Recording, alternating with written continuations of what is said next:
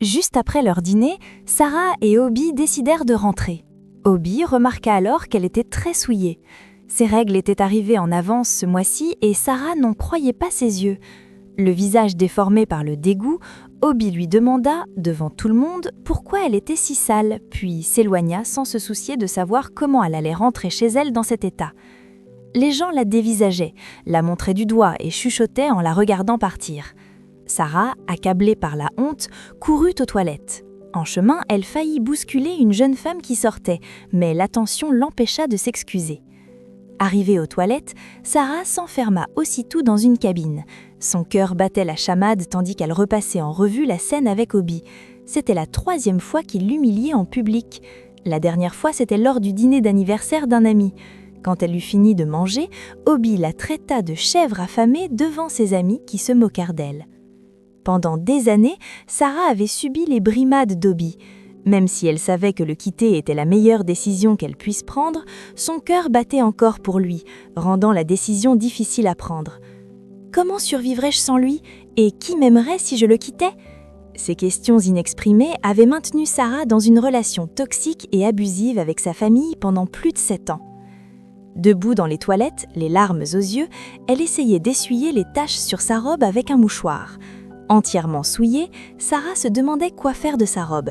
Elle aperçut un foulard dans un coin et, au moment où elle allait le prendre, elle vit quelque chose bouger dans la cuvette. Sarah s'arrêta un instant incrédule. C'était un bébé prématuré abandonné dans les toilettes. Ses membres et ses bras semblaient encore bouger. Alors Sarah prit rapidement le bébé dans ses bras et sortit en courant des toilettes sans se soucier de sa robe tachée. Tous la dévisageaient, se demandant ce qui avait bien pu se passer. Sa robe était maculée de sang et elle tenait un bébé prématuré dans ses bras. Impossible de ne pas supposer qu'elle était la mère. Certains pensaient même qu'elle avait tenté d'avorter et s'était retrouvée avec un enfant prématuré, d'où les taches de sang sur sa robe. Quelle horreur! Faire une chose pareille à un enfant innocent, se disait-il en la regardant avec dégoût. À ce moment-là, Sarah ne prêtait aucune attention au regard, son seul objectif étant de sauver la vie du bébé. Elle arriva à l'hôpital et le bébé était encore en vie. Les médecins et les infirmières prirent immédiatement soin de l'enfant, faisant tout leur possible pour stabiliser son état.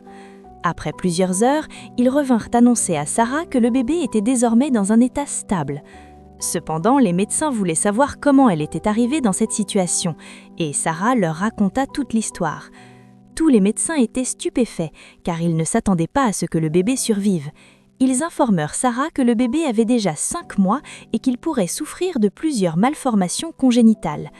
Les médecins ajoutèrent que le bébé devrait rester à l'hôpital pendant quelques mois sous étroite surveillance, et Sarah les suppliait de tout faire pour sauver l'enfant. Malgré tout cela, Sarah était folle de joie d'avoir sauvé la vie de l'enfant. Elle rentra chez elle ce soir-là et trouva un fumier garé devant sa maison qui l'attendait. « Où étiez-vous » lui cria-t-il avec colère, et Sarah lui raconta toute l'histoire. Elle lui expliqua comment elle avait trouvé un bébé vivant dans les toilettes et comment elle avait dû l'emmener d'urgence à l'hôpital avant de rentrer chez elle. « Alors vous me prenez pour un imbécile » demanda-t-il à Sarah qui ne comprenait pas sa question. « Vous avez subi une fausse couche et vous me mentez en disant que vous avez trouvé le bébé dans les toilettes du restaurant. »« Est-ce que j'ai l'air d'une enfant ?» demanda-t-il à Sarah qui faisait tout son possible pour convaincre Obi que le bébé n'était pas le sien.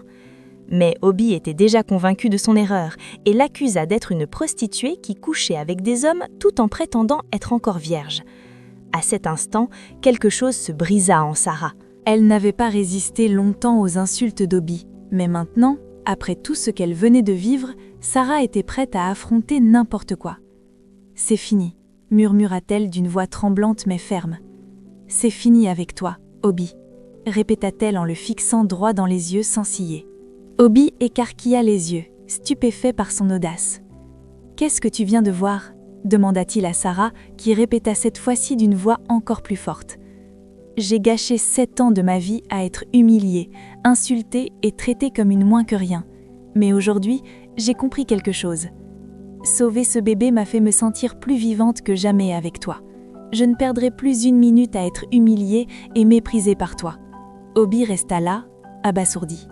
Il n'avait pas l'habitude de voir Sarah s'affirmer. J'étais persuadée qu'elle regretterait sa décision. « Tu ne peux pas survivre sans moi, dit-il à Sarah, la prévenant de ne plus jamais s'approcher de lui. Obi monta dans sa voiture et partit, persuadé que Sarah viendrait le supplier. Sarah rentra chez elle. Elle n'en revenait pas du soulagement qu'elle ressentait d'avoir enfin trouvé le courage de mettre fin à sa relation de 7 ans avec Obi.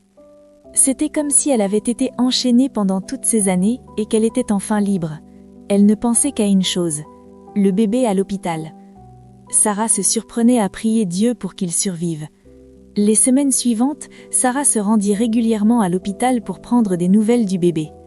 Les médecins étaient tous stupéfaits par sa force et sa résilience. Ils craignaient tous qu'elle développe des problèmes respiratoires, mais elle semblait grandir parfaitement bien. Contre toute attente, la petite fille allait de mieux en mieux jour après jour. Sarah, qui ne s'était jamais considérée comme une mère, commença à ressentir un lien profond avec l'enfant.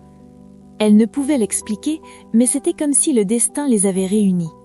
Finalement, les médecins lui demandèrent si elle envisagerait d'adopter le bébé, car personne ne s'était manifesté. Réclamez-la, au cas où elle aurait décidé de s'occuper de l'enfant si jamais personne ne se présentait. Les jours passèrent et le bébé fut confié à Sarah qui l'emmena chez elle et commença à s'en occuper. Obi, chez lui, fixait son téléphone. Il n'arrivait pas à croire que des semaines s'étaient écoulées sans que Sarah ne prenne la peine de le contacter, contrairement à ce qu'il avait espéré. Obi ne pouvait pas croire que Sarah vivait si bien sans lui. Son ego en prit un coup. Il décida donc de lui rendre visite pour réclamer tout ce qu'il lui avait offert. Il arriva chez Sarah et entendit les pleurs d'un bébé. Fou de rage, Obi fit irruption chez elle et exigea tout ce qu'il lui avait offert. Sarah le regarda, choquée. Elle n'en croyait pas ses yeux. Il se tenait devant sa porte, les yeux brûlants de colère, la fixant droit dans les yeux, exigeant tout ce qu'il lui avait acheté. Sarah entra doucement dans sa chambre et en ressortit avec une boîte contenant tout ce qu'Obi lui avait offert. 7 années passées ensemble. Elle ne s'attendait pas à ça de sa part, mais n'était pas surprise, vu la façon dont il l'avait traitée pendant toutes ces années. Obi prit la boîte et lui dit qu'elle ne trouverait jamais d'homme pour l'épouser. La preuve de ta vie dissolue est maintenant sous nos yeux. Laisse l'homme qui a accepté de t'épouser avec ton enfant illégitime. Il dit cela à Sarah, qui lui montra la porte et lui dit de partir et de ne jamais revenir. Sarah n'arrivait pas à croire qu'elle avait passé les plus beaux jours de sa vie avec un homme aussi dépravé. Un homme qui n'avait pas le moindre respect pour elle, qui se fichait complètement de son bien-être. Elle baissa les yeux vers son bébé et ressentit un amour immense dans son cœur. Un amour qu'elle n'avait jamais ressenti auparavant.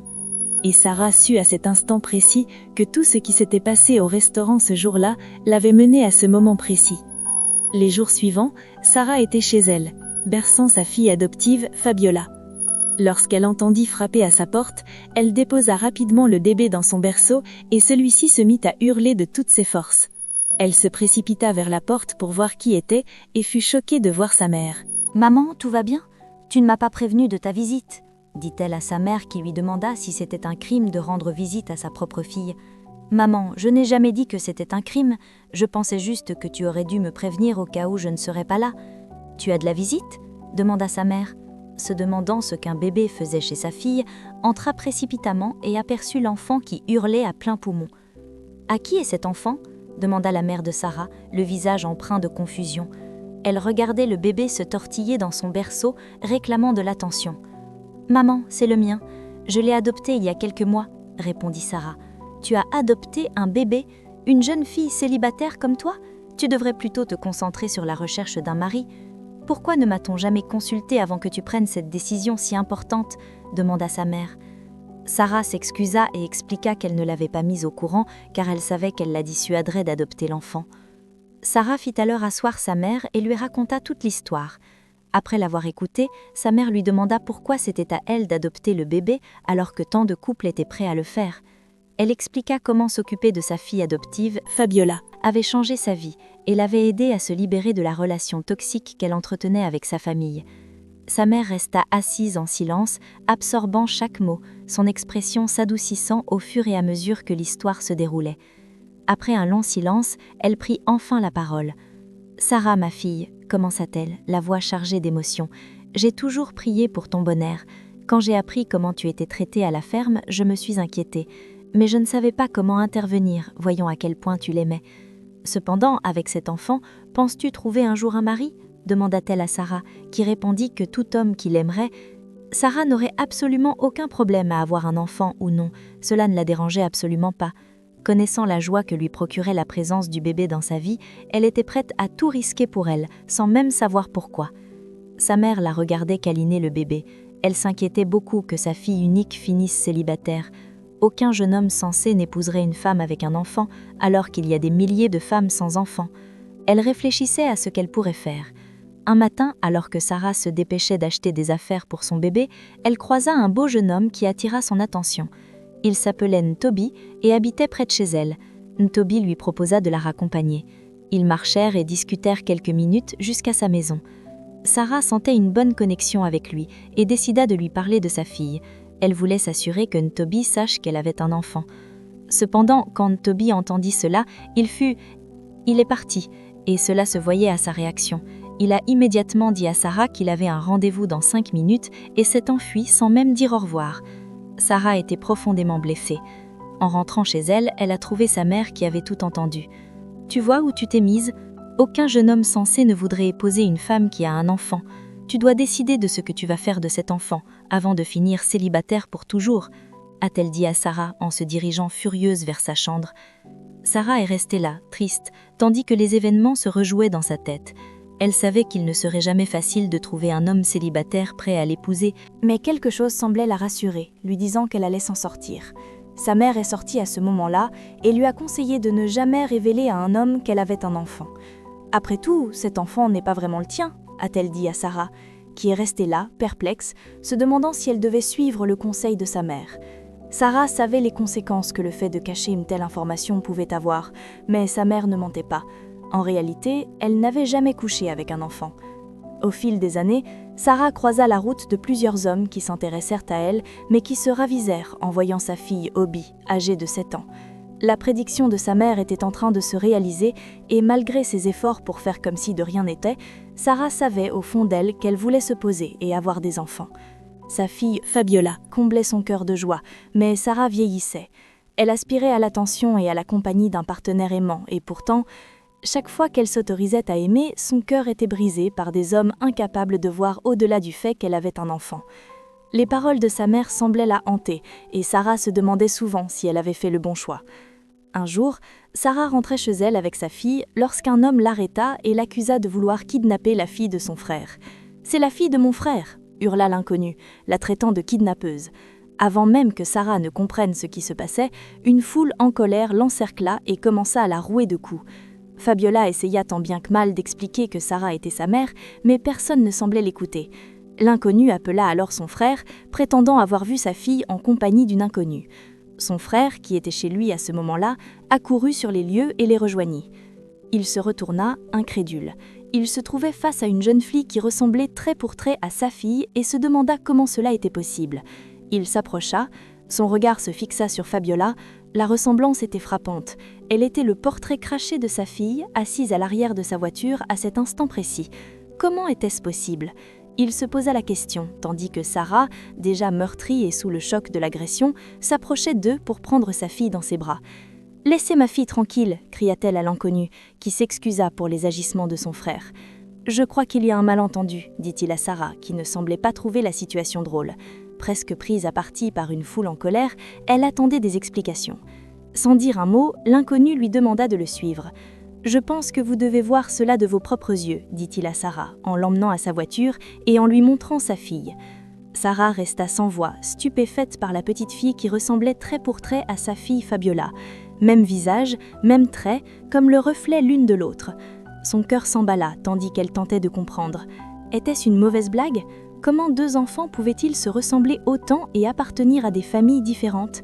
Ils restèrent tous figés, abasourdis, lorsque l'homme lui annonça que sa fille s'appelait Lola. Il jeta un coup d'œil à Fabiola, puis à Sarah, et lui demanda comment c'était possible. Sarah, encore sous le choc, repensa avec émotion au moment où elle avait trouvé Fabiola dans les toilettes toutes ces années auparavant. Elle n'avait jamais envisagé la possibilité qu'il y ait un autre enfant. Une douloureuse réalisation la frappa alors. Et si la femme qui avait abandonné Obi ignorait qu'elle portait des jumeaux ? Et si le jumeau d'Obi avait été oublié et s'était retrouvé d'une manière ou d'une autre dans cette famille ? Tant de questions se bousculaient sur ses lèvres.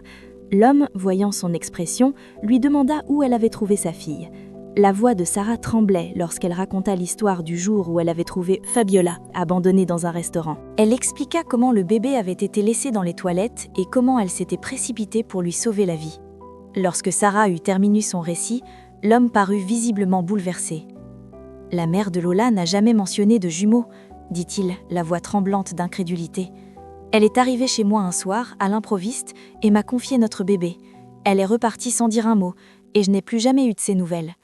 Je ne savais pas qu'elle avait pu laisser un autre enfant, dit-il à Sarah, dont le cœur battait la chamade tandis qu'elle se demandait ce qui se passait réellement.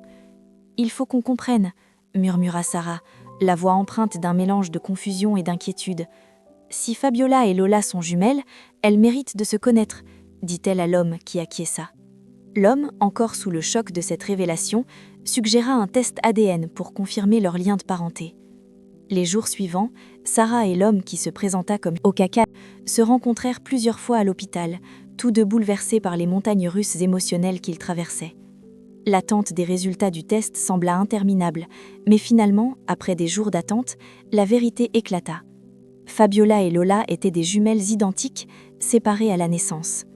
Sarah fut submergée par un flot d'émotions en réalisant la nouvelle. Elle avait élevé Fabiola pendant si longtemps, et maintenant, sachant qu'elle avait une sœur jumelle, une partie d'elle craignait de la perdre. Mais en même temps, elle savait combien il était important pour Fabiola de connaître sa vraie famille et d'avoir un lien avec sa sœur. Okaka était lui aussi submergé par l'émotion. Il pensait élever sa fille seule, sans jamais imaginer qu'elle avait une jumelle vivant à quelques kilomètres seulement.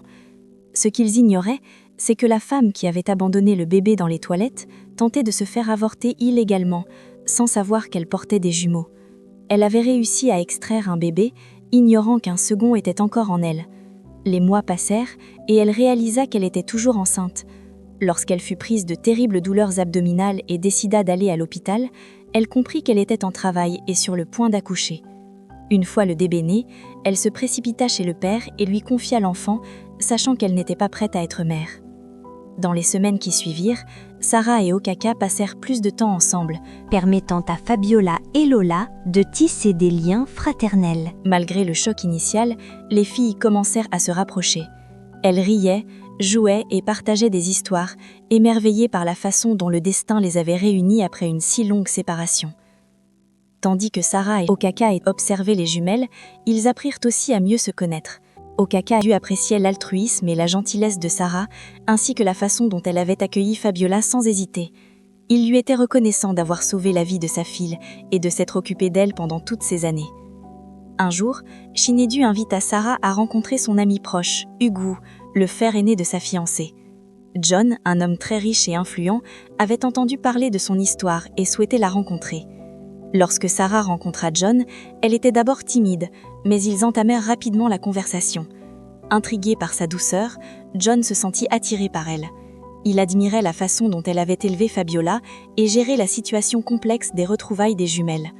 Ils commencèrent à se parler davantage et au fil du temps, un lien profond se tissa entre eux. John était différent de tous ceux que Sarah avait rencontrés auparavant. Il la traitait avec respect, admiration et une sincère attention. Peu à peu, le cœur de Sarah, autrefois brisé par sa famille, commença à guérir. Elle se surprit à tomber amoureuse de John et lui aussi tomba profondément amoureux d'elle. Les mois passèrent et John demanda Sarah en mariage lors d'une cérémonie intime et magnifique, entourée de leurs proches, notamment Fabiola et Lola, désormais inséparables. Sarah, comblée de joie, accepta, sachant qu'elle avait trouvé quelqu'un qui l'aimait pour ce qu'elle était. Lors de la fête de fiançailles, Sarah rayonnait de bonheur, le cœur débordant d'amour et de gratitude pour cette seconde chance de bonheur qu'elle n'aurait jamais cru possible, tandis qu'elle saluait les invités. Son regard se posa alors sur une personne qu'elle ne s'attendait pas à voir. C'était Obi, assis dans un coin, l'air si mal à l'aise et déplacé.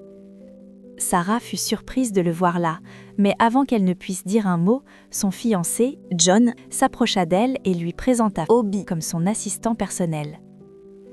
Le cœur de Sarah rata un battement lorsque les yeux de Obi s'écarquillèrent de stupeur en réalisant que Sarah, la femme qu'il croyait incapable de trouver l'amour, était celle-là même qui allait épouser son patron.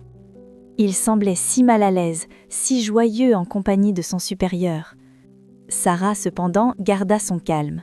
Elle comprit à cet instant le chemin parcouru. Obi n'avait plus aucun pouvoir sur elle. Elle n'était plus la femme brisée qu'il avait rabaissée et humiliée pendant des années. Elle était forte, désormais confiante et entourée de personnes qui se souciaient sincèrement d'elle. John, remarquant la tension, lui demanda si quelque chose n'allait pas. Sarah sourit et secoua la tête. « Non, rien du tout », répondit-elle d'une voix calme et rassurante. Obi, visiblement gêné, balbutia des excuses et s'excusa en s'éloignant. Sarah le regarda partir, soulagée. Libérée de la douleur qu'il lui avait infligée, elle entrevoyait désormais un avenir rempli d'amour et de bonheur avec Jono. Ce soir-là, Jono la serrait contre lui, certain qu'elle avait fait les bons choix. La vie l'avait mise à l'épreuve, mais elle lui avait aussi offert une seconde chance d'être heureuse, et cette fois, elle ne laisserait rien ni personne la lui ravir. C'est ainsi que le bébé qu'elle a sauvé a transformé sa vie. Sarah n'aurait jamais imaginé que sauver une vie innocente l'amènerait un jour au bonheur, chose qu'elle n'aurait jamais cru possible. L'amour qu'elle partageait avec Fabiola et l'arrivée inattendue de Lola à Tsouin lui ont insufflé un nouveau sens à sa vie et une joie immense. John s'est révélé être l'homme dont elle avait toujours rêvé, gentil, attentionné et profondément amoureux d'elle comme personne ne l'avait jamais été. Ensemble, ils ont construit une vie et un foyer magnifiques, entourés d'amour et comblés de tous leurs rêves. La leçon à tirer de cette histoire est que l'estime de soi et le courage sont essentiels à l'épanouissement personnel et au bonheur. Le parcours de Sarah illustre l'importance de reconnaître sa propre valeur, de lutter contre les abus et d'avoir le courage de quitter les relations toxiques, même lorsque cela semble difficile ou incertain. Cette histoire souligne également que le véritable amour et la bonté peuvent surgir au moment où on s'y attend le moins et que les épreuves de la vie peuvent nous mener à des joies inattendues. De plus, cela montre qu'accepter les épreuves avec un cœur ouvert peut apporter joie, épanouissement et de nouveaux départs, comme en témoigne la relation de Sarah avec Fabiola et son bonheur final avec John. Enfin, l'histoire souligne l'idée que nous ne devons jamais laisser les autres définir notre avenir, car Sarah a prouvé à elle-même et à sa famille qu'elle pouvait trouver l'amour, le bonheur et une vie épanouissante selon ses propres termes. J'espère que vous avez apprécié cette histoire.